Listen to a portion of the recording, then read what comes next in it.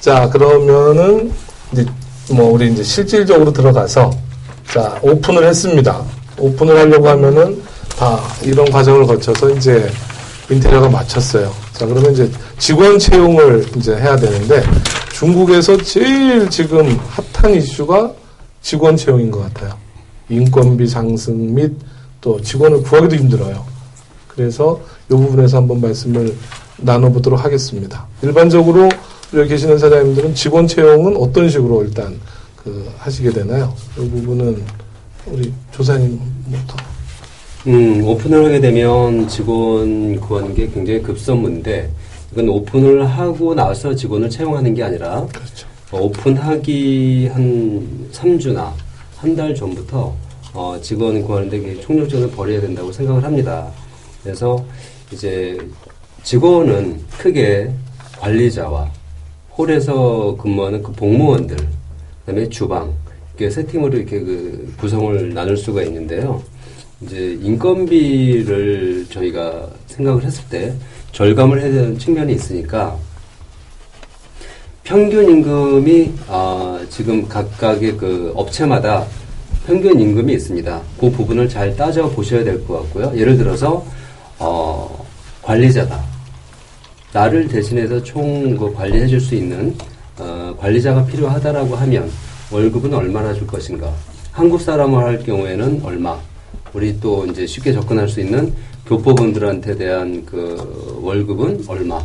또 한족 분들한테 대한 그 월급은 얼마? 이런 측정을 정해낼 거고, 홀에서 근무하는 그 복무원의 지금 급여 기준은 왕징, 그러니까 한인촌에 근거를 하게 되면 초임이 보통 숙소비 포함해서 2,500원에서 한 2,700~800원 정도가 지금 소요가 된다고 봅니다.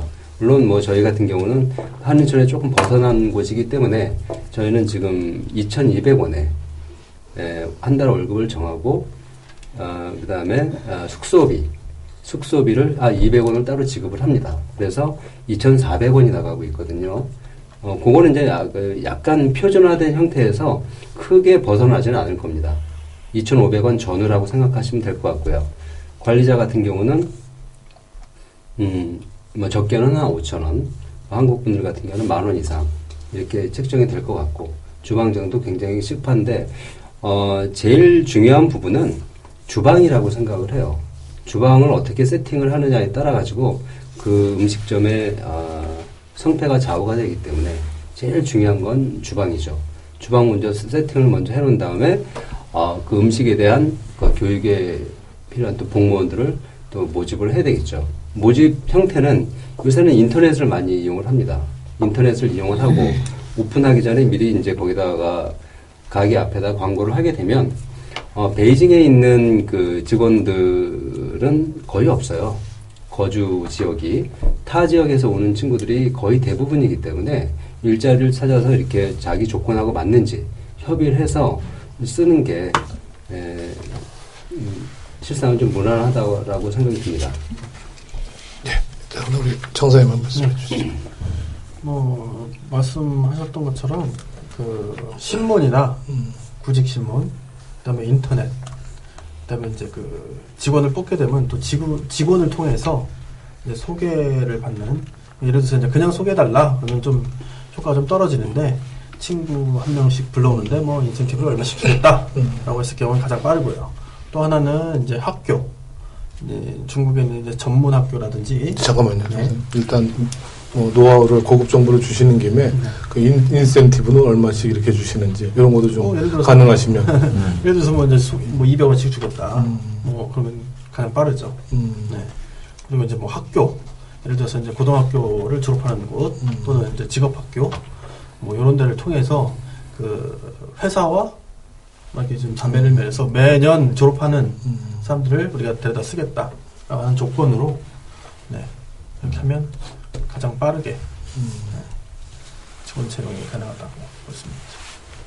자, 우리 목사님 한 말씀 주시면. 네, 저는 인터넷으로도 하고, 안 그러면 이제 복무원들 아름으로. 그래가지고, 근데 저희 집 직원들은 한 분 들어오면 안 나가요.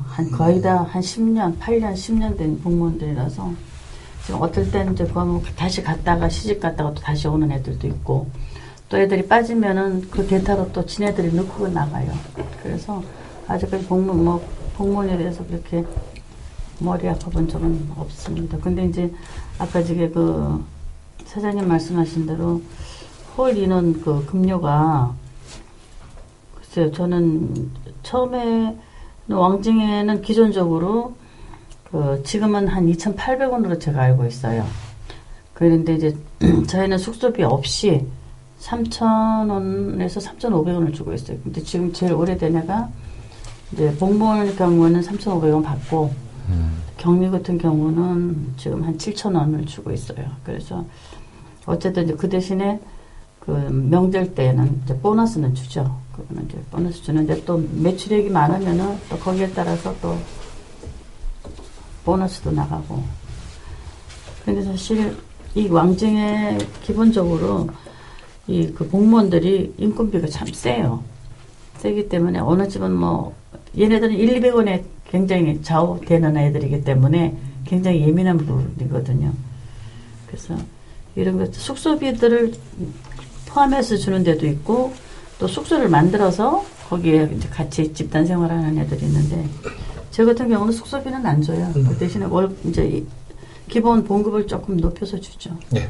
일단 지금 채용 방법과 좀 더불어서 그 임금까지 말씀해 주셨는데 기본적으로는 인터넷과 그다음에 기존에 구했던 그 직원들 소개, 그다음에 그 상점 앞에 뭐 이렇게 모집 광고 뭐 이 정도, 그다음에 신문 뭐 이 정도가 되겠네요. 네. 일단 채용 방법은 그렇게 하고요. 다음은 넘어가겠습니다.